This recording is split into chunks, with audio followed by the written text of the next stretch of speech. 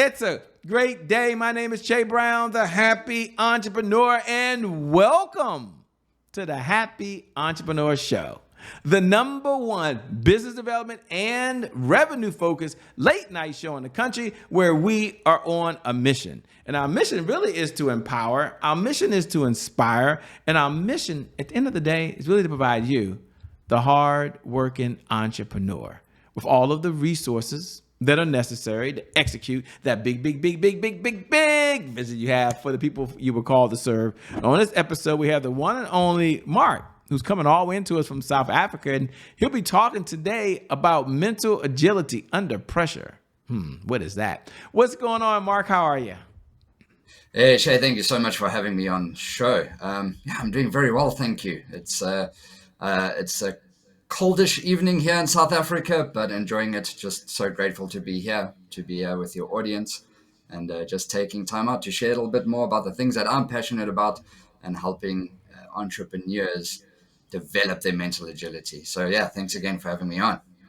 Thank you for being here, my friend. And pleasure to meet you. Through the power of these fiber optic lines, we are connected, which is really cool. Take a moment. There's some folks who are watching and they're reading about mental agility under pressure. And while we'll get into your background a little while, they might be curious, Shay, what is the definition of mental agility? What does it even mean? And why is it important now more than ever? Can you please define it for us? Yeah, so to define it, I'm going to tell a little bit about a story of something that I experienced when I was about 9 years old. And I used to do gymnastics as a sport. And I remember looking at this trampoline in front of me, and I had to do this run up. And one of the things that got me really nervous, right? I could feel my heart beating, could feel that like lump in my chest, was the fact that I had to do a forward somersault over about 5 people. And at 9 years old, I'm like, I don't want to land on somebody. I don't want to crush them, right? And I realized that agility is not my ability just to jump over, but it's also the point of being able to calm myself, being able to speak to myself, being able to process the information that's going on in my brain, and being able to find clarity, to being able to find momentum and just run and commit to this jump. So I find myself running and I jump, and I remember it being quite slow-mo, and I take a leap over this. And yeah, I nailed the landing. And mental agility is that. It's our brain's unique ability to recognize itself, to adapt to circumstances, and to be able to overcome those circumstances and put in the best possible processes to keep that moving forward, to keep that momentum, that clarity as we move forward in that. So that is what mental agility is. I love it. And as you were speaking, I'm curious, why do people struggle with mental agility these days? I mean, it sounds like it's something that should come secondhand. I mean, you were a gymnast, and so why be nervous? Yeah. But yet it does happen. So I guess the question is, what are some of the things that hold people back from being able to perform well under pressure, although it might not be their first time? Yeah, so you've hit it quite on the head there. It's the under the pressure, right? So our brains are very uniquely designed to keep us alive, and that's first and foremost what it wants to do. And there's a part of your brain called the amygdala, and this part of the brain is actually responsible for our fear responses. So you might know the flight, fight, fawn, or freeze response. And when we're under pressure, that part of our brain becomes active and it takes over. And it stops the prefrontal cortex, which is our rational side of the brain, from making clear, rational decisions. So when you're under pressure, you are just reacting. You're not being proactive in the space that you're in. And, as I was working in this space and working through neuroscience and completing my master's, I saw something that was quite interesting in looking at the neuroscience of leadership. And one of the things that we found is that 72% of leaders and entrepreneurs struggle with their mental health.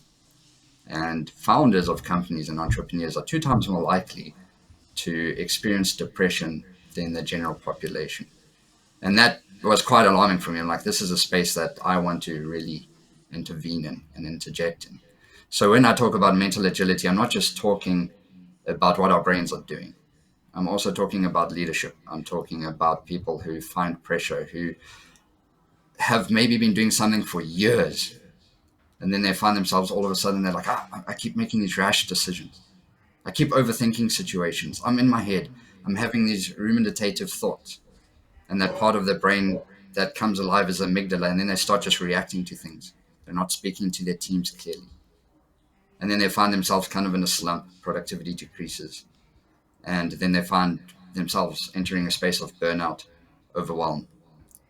And according to the Harvard Business Review, burnout is now the number one cause of misalignment for startups and scale-up enterprises to collapse. It's no longer fundraising. It's that sense of just pure overwhelm. And their nervous system takes over, and they find it's just so hard to get out of the spiral. And then that cognitive overload, as we call it, just allows your decisions to lead from one bad decision to the next, to the next.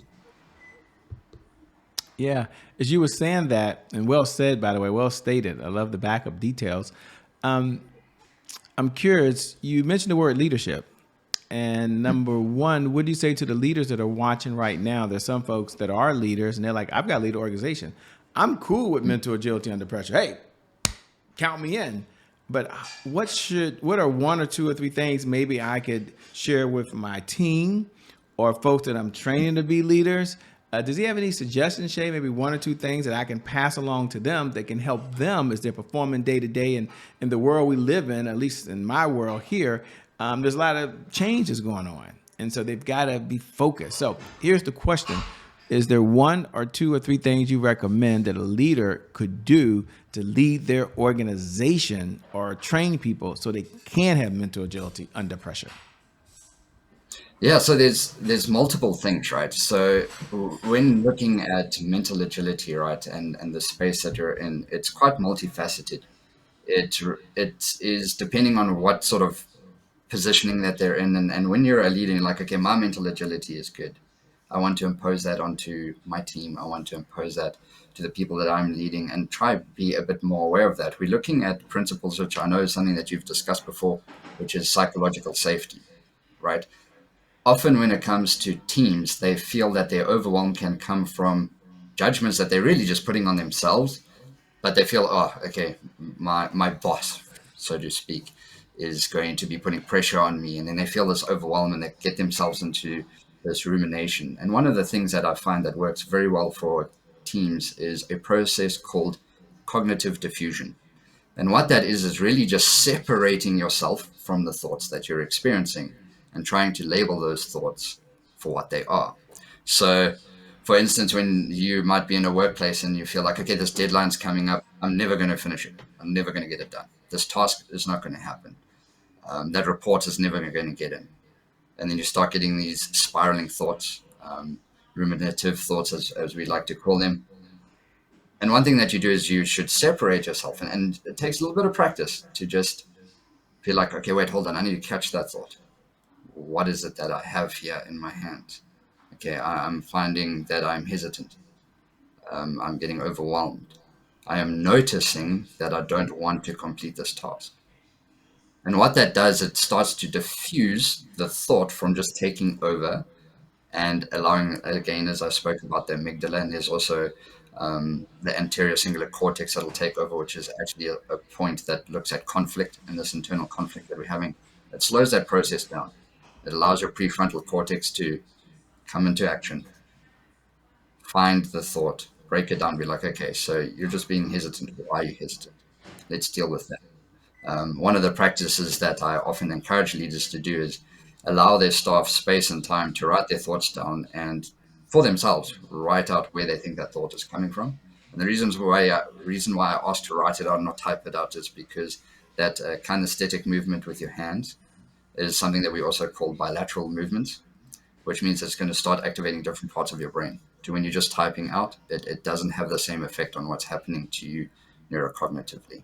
So just writing it out can also slow the process down enough just to breathe and not get that overwhelmed. Man, that's really powerful. Thanks for sharing and really sound advice. Now folks are curious about you, man. They're like, I hear this guy talking. I like what I'm hearing, but who is he, Shay? What's his backstory?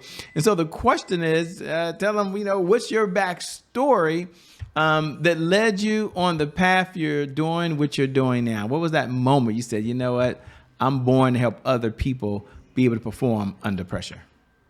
Yeah. So my backstory is that for a long time I dealt with mental health issues just on a general side, right? I was diagnosed with depression due to a loss of a family member at a really young age. And that got me really interested in how the mind works, because I actually found that I became sick with viral meningitis. Turned out it was my body reacting to depression. And that was something that completely stopped me, that my mind can make my whole body so ill.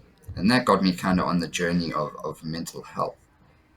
Um, I started a coaching practice well into my early 20s, which looked at like just general life coaching for the sake of that, for that purpose. And I just wanted a little bit more, but it was something that helped me a lot was coaching. I had been coached. I went through that process. I went through a process of therapy. But for a long time, I actually felt like I was alone. So I wanted to go into mental health to help others not go through what I went through, and not to be alone, to teach them that there are ways that you can actually make your brain your best friend. And why I started leading onto working specifically with leaders, founders in that space is actually due to my mother. My mother ran quite a successful cleaning business here in South Africa. And I realized that how her mental health, how that influenced people around her. When it was in a good state, the staff was happier, their productivity increased. They saw so much more benefit um, in the overall work experience. But when her mental health dipped, productivity dipped. The staff became a bit more tense. There was a bit more struggles and imbalances within that space. And I looked at that and I was like, well, I think leaders really have this unique ability to just influence a lot of people quite quickly.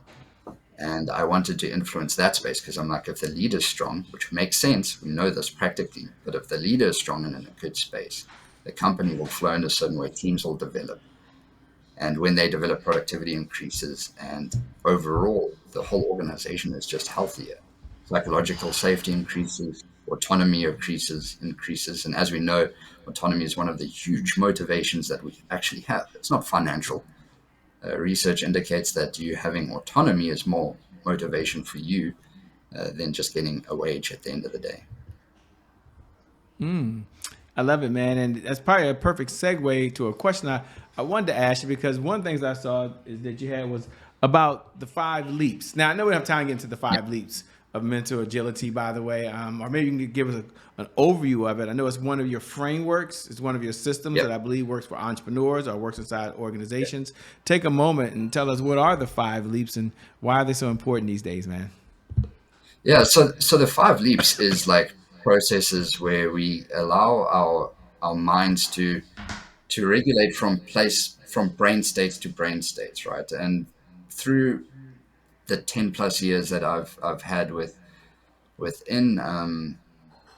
in this space, I've had a close look at what leaders are going through, um, what neuroscience is saying about what it takes to move from brain state to brain state. And it was something that I developed that is something that you can work through in a space of about 90 days.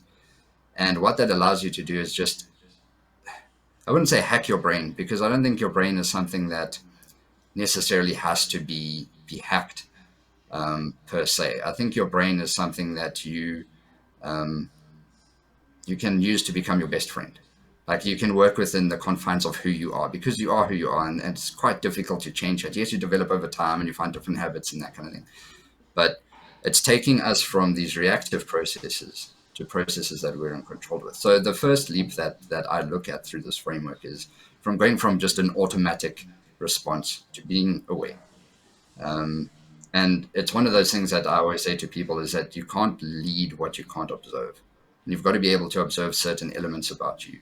And the first leap looks a lot into the science of the default mode network, which is a way that our brains just automatically default into things.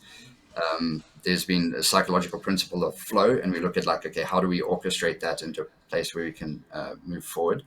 Um, and what it does, it reduces this framework in the first leap will reduce you just reacting, allows you to be a lot more proactive, and that's the outcome of that. And then the second leap is from reactive to reflective.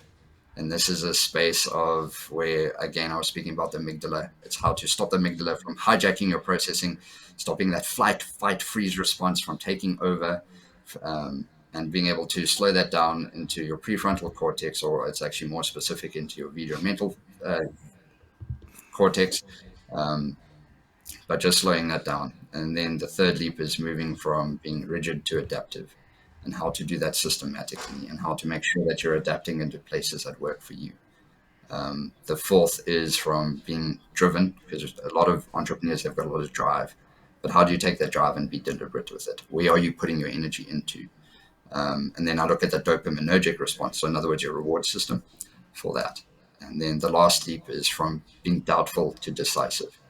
And that is, it's a leap that I use and tie a lot to confidence, and how to develop confidence within your brain, that it just becomes natural. And that's the beauty about our brains. They can be molded, they can be shaped. And there's processes that you can use to allow your brain to become your best friend. Well said, man. And that's a perfect segue. I love it, man. That's a great framework, by the way. Thanks for sharing. There's a segment we have here called Today is My January 1st, because everyone's thinking your life is perfect. I mean, maybe you had that one setback at 9 years old, but when you was an early gymnast. But for those folks that are watching, today is my January 1st. And you come every night. I want you to go ahead and say those magical words now. Today is my January 1st, because you already know what we're about to do. You know what we're about to do. And for those folks that are tuning in for the very first time, thank you so much for watching the Happy Entrepreneur Show. Thank you for making this choice. You can do a lot with your time, and you're here with us. Today is my January 1st is our personal mantra at the show. It represents a fresh start. It represents a do-over. Today is my January 1st means our past, no matter how dark and gloomy that past is or how bright and sunny that past is, the past really no longer equals the future. And so my question for Marc on the other side is really twofold. Number one, when you hear those words, today is my January 1st, what do you hear? And number two, what was the time there was a setback in your life, and how did you bounce back from it? Yeah, so when I hear those words, today is my January 21st, for me, it just reminds me of potential. It's for me to tap into that like inner grit, that grind, to be able to move forward and actually embrace the potential that's within me. I think so often when we look at January 1st, we become wide-eyed into the world. But it's to realize, okay, have that perspective, but now what are you going to do with that? And that's what today is my January 21st means. And the second part of your question was looking at when I've had a setback and how did I overcome it. And there's been, I think throughout life, right, we have multiple setbacks. There's been changes in careers for me, moving into different spaces. An element when I moved to Southeast Asia.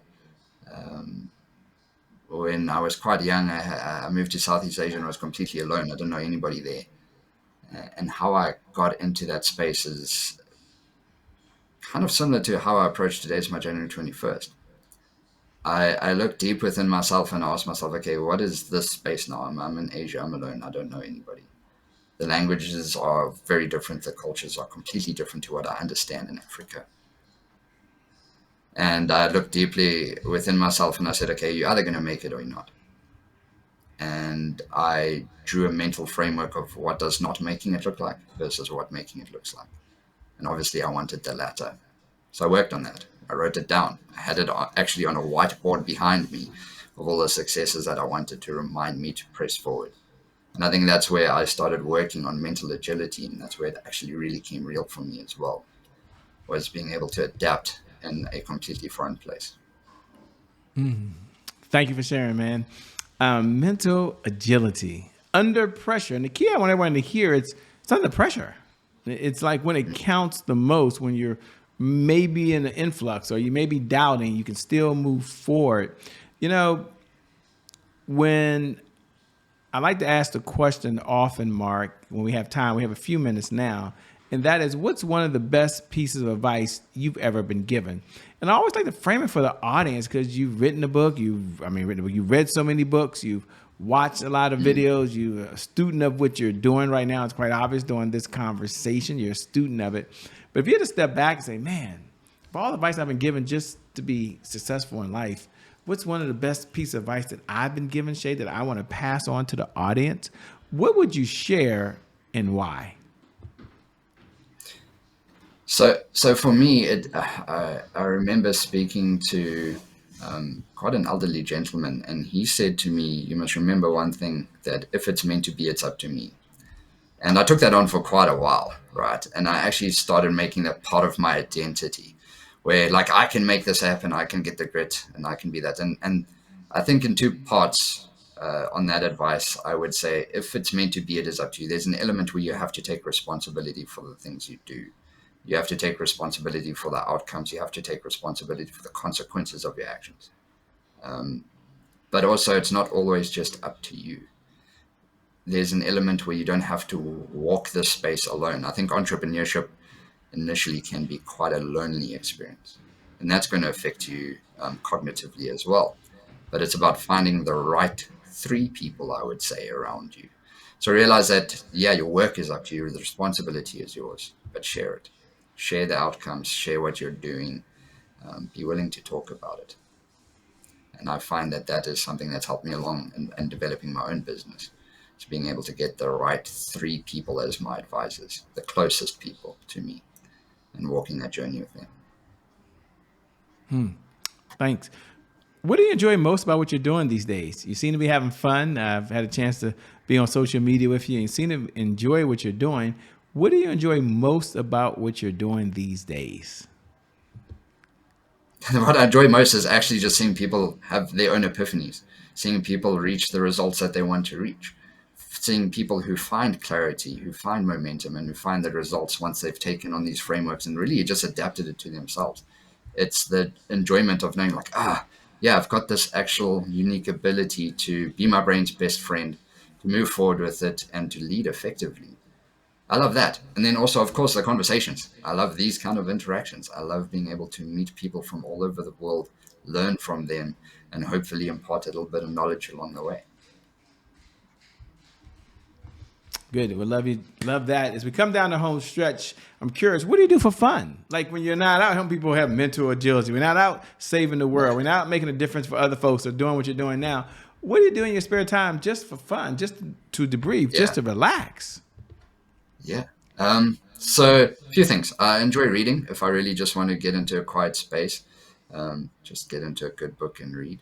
But another thing is I'm very fortunate to be in Africa, and I take all the time that I can to get out into nature, to go either into the mountains. I'm fortunate to live pretty close to the mountains and get next to a river, take my fly rod, and just disappear for a bit.